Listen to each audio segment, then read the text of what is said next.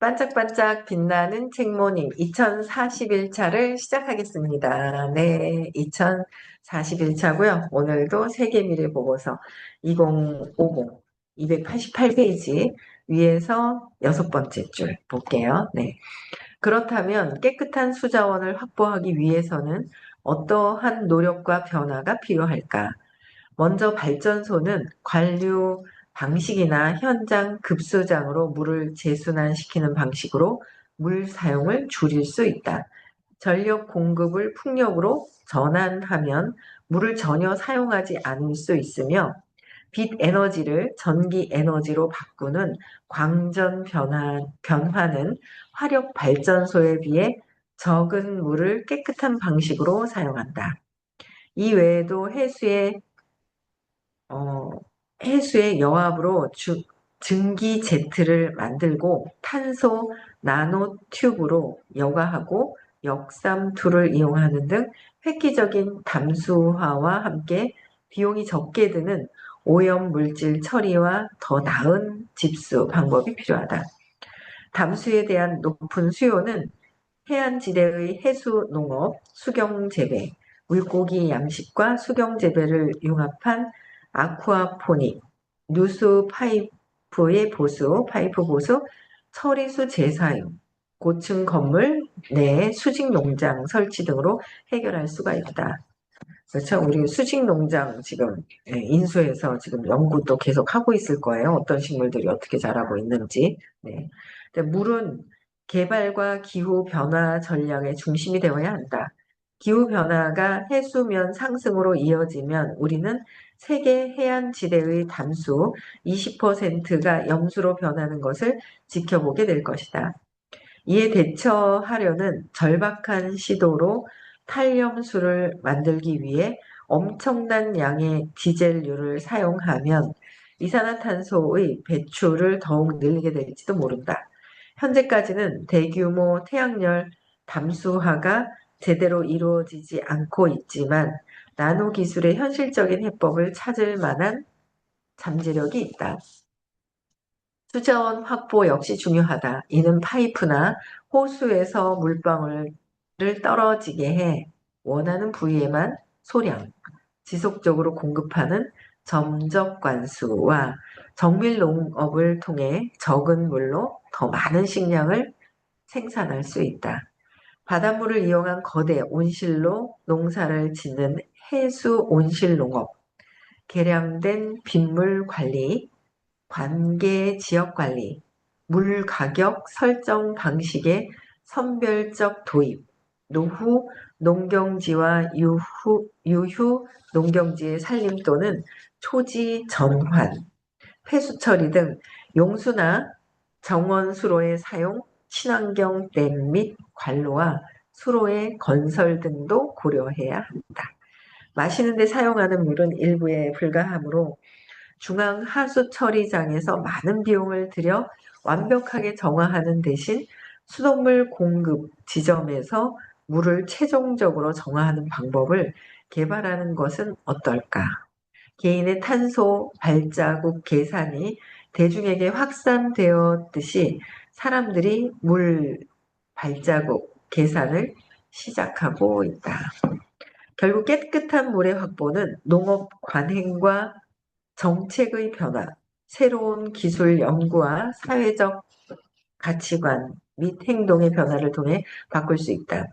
이미 물과 관련한 분쟁이 일어나고 있는 상황에서 미래의 더 큰 분쟁을 피하기 위해서는 물 외교의 강화도 요구된다. 유엔은 깨끗한 물과 위생에 대한 접근권은 인간의 권리라고 선언했다. 2012년 프랑스에서 열린 제6차 세계물 포럼에서 채택된 마르세유 강요 선언은 안전한 식수와 위생이 인간의 권리라는 인식을 높이고 이러한 권리의 의무적 이행을 가속할 것을 촉구했다. 물이 정말 참 중요하죠. 그래서 또 뒤에 물 부족으로 인한 문제점과 깨끗한 물을 얻기 위해서는 이렇게 하고 있다라는 거를 이제 핵심적으로 해놨고요. 그 옆에 또 이제 291페이지 또 볼게요. 인구 증가와 자원의 균형. 1804년 10억 명에 불과했던 세계 인구는 1804년 10억 명이었대요. 세계 인구가. 근데 현재는 73억 명이고 2014년인가 그렇잖아요. 그러니까 73억 명인데 지금은 83억 명이래요. 83. 그러니까 10억 명이 더 늘었어요. 유엔은 2050년의 인구 범위를 83에서 109억 명으로. 근데 벌써 2050년 되기 전에 83억 명이 됐어요. 그러니까 더 나가겠죠. 2050년 되면은 24년 뒤에는 더 많은 인구가 늘어나겠죠. 2100년에는 96은 더 넘어갈 것 같아요. 그쵸? 96억 명에서 123억 명으로 추정된다. 그 전에 12년 이내에 10억 명이, 35년 이내에 23억 명이 증가할 것으로 예상했다. 이로써 식량, 물, 에너지, 일자리에 관해 전례 없는 폭발적인 수요가 생겨날 것이다. 개발 수준이 낮은 국가일수록 인구가 빠르게 증가한다. 유엔 인간 거주 정착 센터는 2007년에서 2025년 사이 연간 도시 인구 증가율이 고발적 지역의 0.5%에 비해 저발전 지역에서 2.3%가 될 것으로 예측한다. 과거 출산율과 사망률이 모두 높았던 데 비해 두 가지 모두 낮아지면서 전 세계적으로 인구가 노령화되고 있다. 출산율은 1900년 여성 1인당 6명이었던 것이, 아이고야, 6명. 그냥 들에 풀어놨죠. 6명 그 이상이 되니까. 오늘날 2.45명까지 감소했다. 그러니까 완전 3명까지도 이제 안 놓는다는 거죠. 지금 더 줄었다가 이제 또 조금 요번 1월, 2월에 조금 늘었다고 뉴스에서 잠깐 봤는데 2050년까지 43개국 이상의 인구가 감소할 것으로 보인다. 여기에 의료 기술의 발달과 생명 연장에 관한 연구의 발전으로 현재 70.5년인 기대 수명이 2100년에는 81살, 81년까지 늘어날 것으로 보인다. 수명이요. 그래서 이러한 추세가 계속된다면 2100년에는 인구가 62억 명까지 감소하고 노령 사회가 될 가능성이 크다. 나이 든 사람들은 우리는 계속 오래 사는데, 그쵸? 근데 아기를 놓지 않게 되거나 이래버리면 이제 감소되는 경우가 있을 것이다라고 하는데 2014년에 볼게요. 전체 인구의 12%, 그러니까 8억 6,400만 명을 차지하는 60세 이상 고령 인구, 60세 이상의 고령 인구래요. 저희 고령 인구 안으로 제 고령으로 들어갔어요. 저. 2050년 21%, 20억 명까지 증가할 것이다. 고령 인구가 늘어난다. 특히 저개발 지역에 사는 고령 인구 비율은 현재의 66%에서 79%까지 큰 폭으로 증가할 것으로 예상된다. 결국 고령화에 따른 은퇴 문제를 고려하지 않을 수 없다. 미국과 유럽, 아시아의 두뇌 프로젝트는 노년기의 지적 능력 감소를 막는 데 그치지 않고 오히려 지능을 향상시킬 방법을 밝히고자 한다. 미래 과학과 의학의 발전은 은퇴 이후에도 생산적인 일을 하고 다양한 형태의 원격 근무, 시간제 근무 등의 직무순환 시스템을 만들어 경제적 부담을 줄여줄 것이다. 한편 2012년에서 2014년 사이에 8억 500만 명이 영양 부족인 것으로 진단된다. 야, 영양 부족이래요. 그렇죠? 그러니까 우리가 잘 될 수밖에 없는 상황이에요. 1990년에서 1992년 사이 10억 명이 영양 부족을 겪은 것에 비해 감소한 수치이지만 전 세계 인구의 30%인 20억 명이 숨겨진 기아로 고통받고 있다. 이는 열량의 섭취는 충분하나 비타민과 미네랄을 충분히 섭취하지 못한 상태를 말한다. 그렇죠? 열량은 섭취가 되어 있는데 비타민, 미네랄, 그다음에 집약 농업에서 생산된 곡물은 영양소 함량이 낮아 숨겨진 기아를 만들어내기도 한다. 현재 8명 중 1명이 만성적 영양결핍 상태에 있다. 어, 인구의 지금 그 80억 인구에서 한 70, 그러니까 195개국 나라에서 185개국을 조사했잖아요. 하버드 그 대학원에서. 그쵸? 근데 보건대학원에서 이렇게 조사를 한 거예요. 그러니까 거진 99.3%인가요? 전 세계 인구를 다 조사를 했는데 비타민 E가 결핍이라는 거죠. 비타민 E가 결핍이라고 그게 음, 나와 있어요. 그래서 여기도 이제 영양 결핍 상태이다. 그러니까 뭔가 열량은 충분히 섭취를 하지만 골고루 미세한 그 필요한 영양소 있잖아요.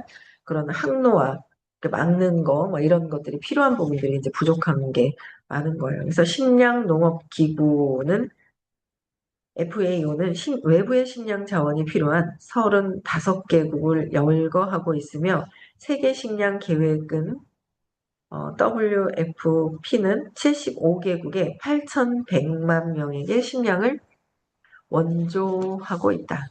인구 증가의 경제 성장에 보조를 맞추려면 식량 생산은 2050년까지 70% 증가해야 한다.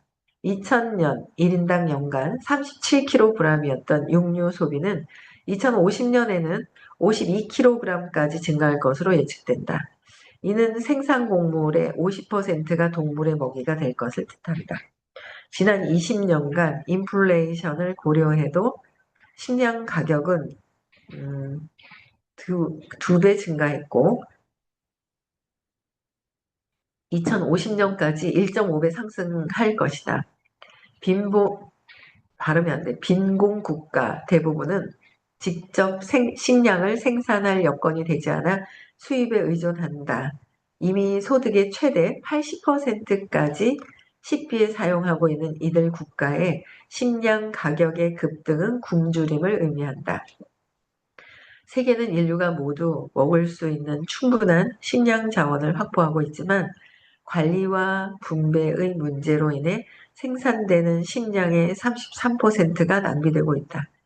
선진국은 30%가 소비 단계에서 버려지고 개발도상국은 적절한 기반 시설과 상업화, 네트워크의 부족으로 생산 단계에서 40%가 버려진다.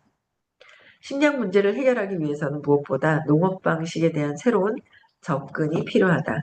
앞서 이야기했듯 동물의 사육이 필요 없는 배양육을 생산하고 곡물에 대한 유전공학 연구를 통해 내건성 곡물을 대량 수확해야 한다. 농장에서 생산되고 우리 입에서 들어오는 경로에서 손실되는 식량의 감소를 위해서도 노력이 필요하다. 생산물의 변이를 최소, 최소화하는 정밀 농업과 야생 어류를 다시 돌아오게 하기 위한 해초 심기 또한 해결책이 될 것이다.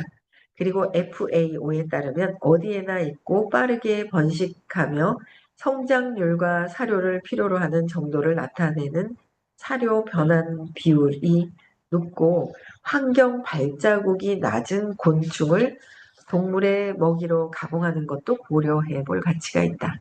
미래 인구와 자원 사이의 균형을 이루는데 도움을 줄 다른 방법 또한 다양하다. 우선 채식을 장려한다. 부유식, 해상, 솔라팜을 활용해 재배한 채소를 식생활에 이용하는 것이다. 합성 생물학을 비롯한 노화 연구를 통해 고령 인구의 생산성을 증가시킨다. 또한 안전한 나노 기술 개발을 가속화해 생산 단위당 재료 사용을 감소시킨다. 원격 진료와 자가진단 소프트웨어, 지능형 소프트웨어와 스마트 그리드 등을 통합해 도시 생태를 발전시킬 수 있는 스마트 시티를 만들어야 한다.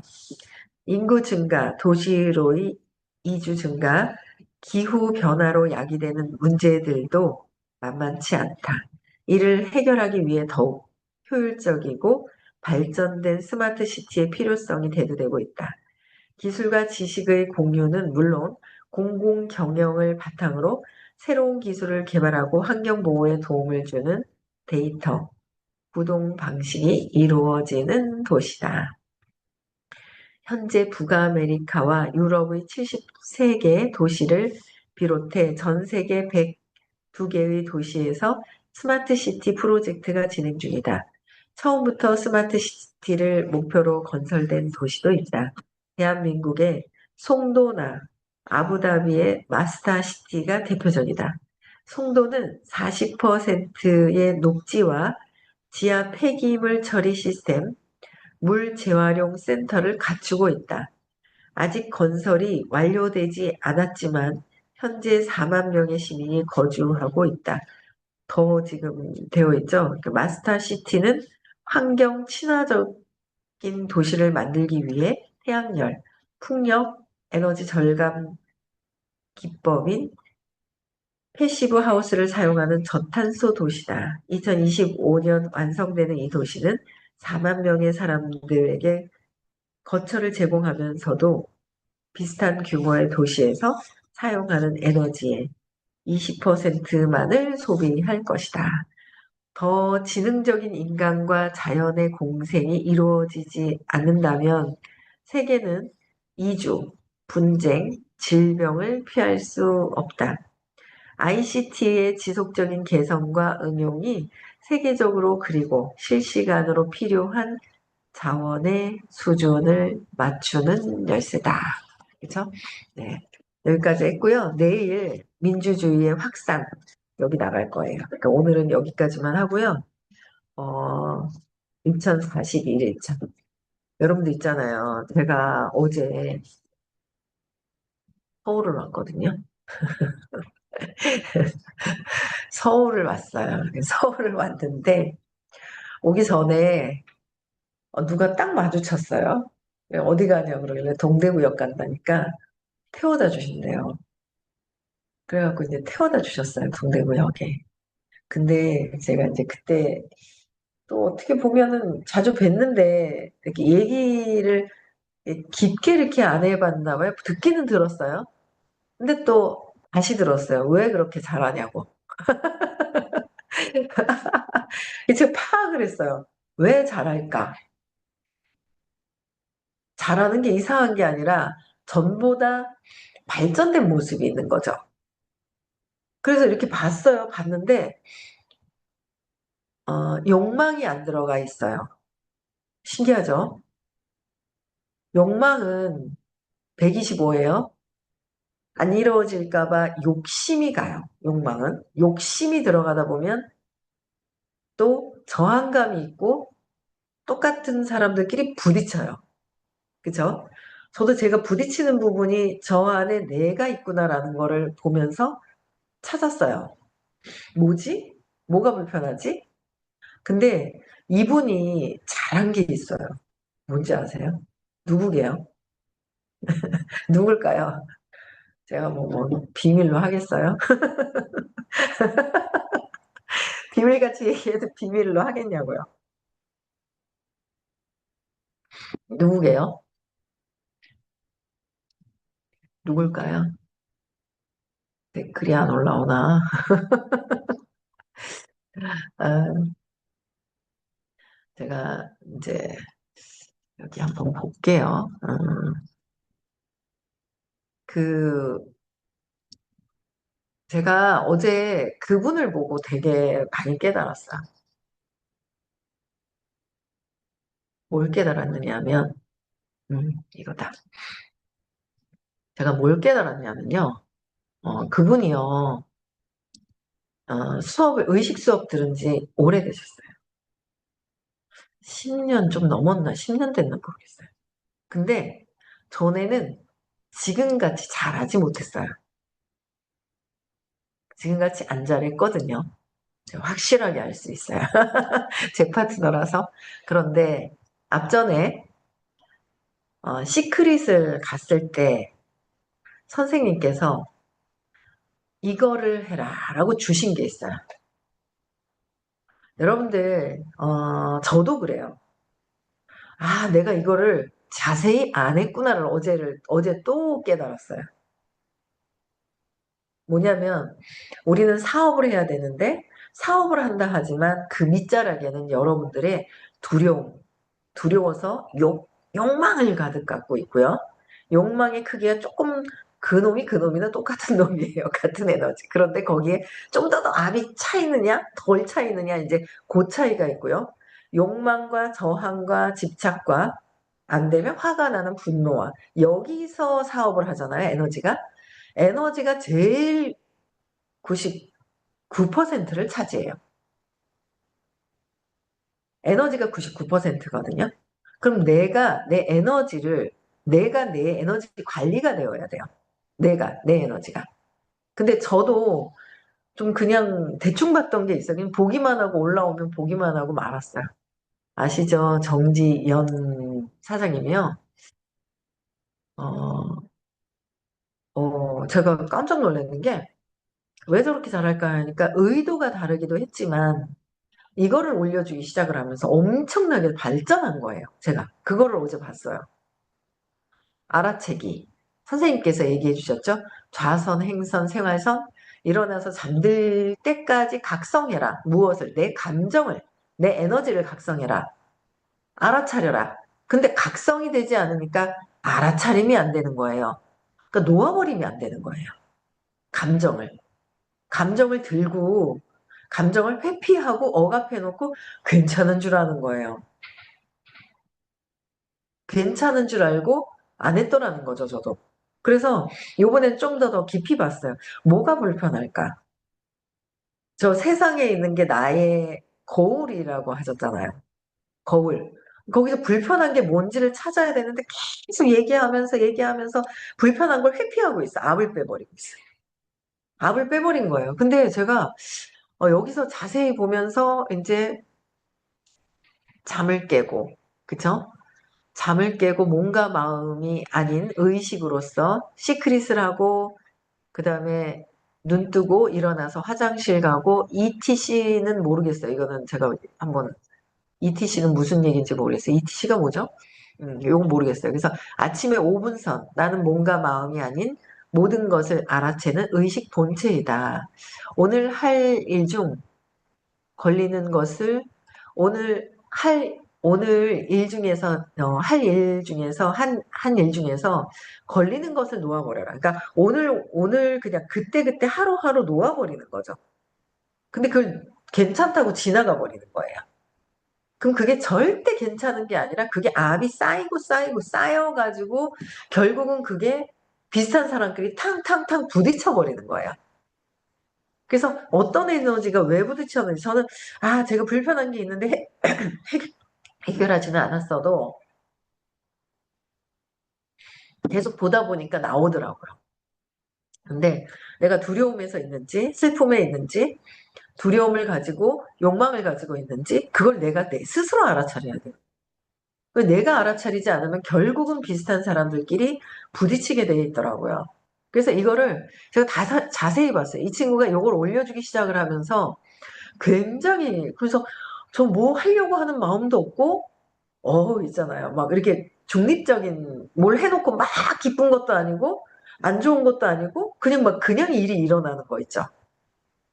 그냥 일이 일어나는 거예요. 감정을 놓아야 돼요. 감정을 놓으려면 내 생각이 없어야 되고 생각이 없으려면 감정을 놓고 느낌이 안 좋은 걸 놓아버려야 되거든요.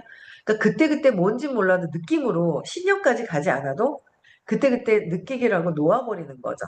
그러니까 요거 전에 6시에도 명상을 하잖아요. 이게 이거 저는 저는 그냥 뭐 이래가 뭐 신념이 있겠죠. 아직 신념을 다 찾은 건 아니라는 건 알거든요. 근데 저는 어제 그걸 보고 진짜 깜짝 놀랐어요. 잠깐 태워다 주시면서 뭐지? 하고 관찰을 했거든요. 그 한 15분, 20분 정도 됐나? 태워다 주는데 이거 있잖아요. 올려주시잖아요. 의식 본체다 나는. 근데 감정에 의식의 마음에 걸려 있는 거죠. 전부 ETC? 순간 전부 ETC?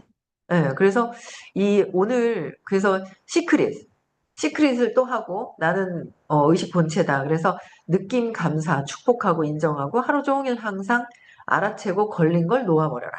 또 알아차리고 걸린 걸 놓아버리고 잠들기 전에 또 5분 선을 또 하는 거야. 5분 선. 걸린 것이 또 하루 종일 뭐가 있을까 불편한 거 또 놓아버리고 하루 종일 놓친 거 알아채리고 또 알아채기 하고 놓아버리 하고 방에 가서 누워서 이불 덮은 거 내가 방으로 가고 있네, 이불을 덮었네, 누워있네, 베개가 뭐 불편하고 편하게 하고 뭔가 내가 하는 그런 것들을 각성하고 내가 어떻게 하고 있는지 봐야 돼요. 밖에 있는 게 문제가 하나도 밖에 있는 문제가 아니라 그렇게 보이는 게 내 문제예요. 그런 부분들을 이거를 알아차리시잖아요. 엄청 발전해요. 근데 여러분들이 우리는 공부를 하고 있기 때문에 내면에서 에너지를 충족을 시켜서 순수한 상태로 가야 돼요. 순수한 상태가 에너지가 엄청나게 이게 발전돼요. 근데 이 부분들을 외부에서 문제가 있고 외부에서 찾으려고 그러잖아요. 약해요. 외부에 또 어떤 다른 색깔이 탁 나오거나 다른 모양이 나와버리면 내 내면에서 찾은 게 아니라서 뚝 꺼져버리는 게 있어요. 그래서 제가 그런 부분들을 보면서 요번에 저분에 대해서 제가 뭐 그분도 이제 뭐 꾸준하게 잘 하시겠죠. 근데 제가 어제 보고 깜짝 놀랐어요. 진짜 깜짝 놀랐어요. 이분의 차이점이 저런 것 때문에 지금 제가 라이브 방송을 했을 때하고의 차원이 다른 어떤 빠른 시간 안에 한 달 반밖에 안 됐거든요. 다시 시작한 지. 그러니까 내가 에너지를 어떻게 갖고 하느냐가 굉장히 중요한데 하기 전에 이걸 하고 굉장히 많이 알아차리고 놓아버리는 시간을 좀 가지시면 여러분들 발전이 굉장히 있습니다. 그래서 이거 꼭 말씀을 좀 드려야 되겠다라는 생각이 들더라고요. 예, 그래서 매일매일 걸린 것을 지금 괜찮아가 아니라 왜 걸렸고 뭐 때문에 그런 건지를 알아차리시면 저희 그룹이 엄청 폭발적인 그런 그룹이 모두 다 잘 되게 돼 있다는 거죠. 그래서 그 에너지 관리하는 거 엄청 중요하다라는 걸 또 말씀을 드리고 싶습니다. 여기까지 하고요. 네, 오늘 벌써 금요일입니다. 그렇죠? 내일 토요일. 네. 내면에서 봐야 돼. 내가 저 사람이 이상한 것 같아. 그런데 자꾸 저 사람한테 이랬으면 저랬으면이 아니라 내가 저 사람을 통해서 느끼는 내가 감정이 뭔지 내 것을 보라는 거죠. 밖에 있는 거 보라는 게 아니라. 네, 그게 좀 내면을 보는 거를 좀 습관이 되셨으면 좋겠어요. 그렇죠? 네. 그 놓아버리는 것도 습관이 될 수 있도록. 내일 토요일 날 의식 수업이 있고요. 다음 주 화요일 날은 대구에서 수업이 있습니다. 네, 많이들 참석을 하시면 좋을 것 같고요. 네, 여기까지 하고요. 5월 30, 31일 시크릿이 있습니다. 내가 원하는 삶을 생각하니까 쪼쪼쪼쪼 되는 거, 그죠? 자연스럽게 일어나는 것들을 경험을 해보셨으면 좋겠고요. 네, 6월 21일도 많은 분들이 함께 또 새로운 직업을 알려줄 수 있는 그런 시간을 좀 가지셨으면 좋겠습니다. 여기까지 하고요. 네, 내일 또 뵙겠습니다. 인사하고 마칠게요.